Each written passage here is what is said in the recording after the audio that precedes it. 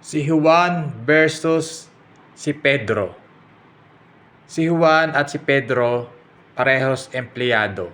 Pareho ng sahod sila. Pero magkaiba sila ng pag-uugali. So tignan po natin ang kanilang pag-uugali.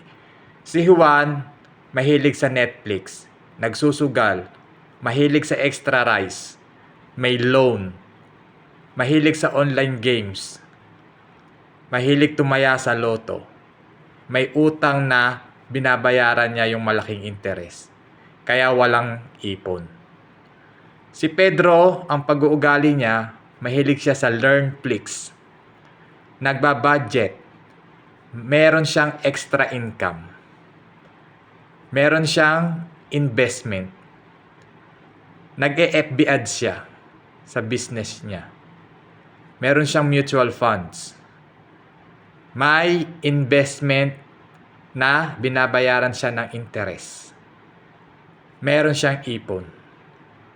So si Juan at si Pedro parehas empleyado, parehas ang sahod nila, pero si Juan walang ipon, si Pedro may ipon, kasi magkaiba sila ng pag-uugali.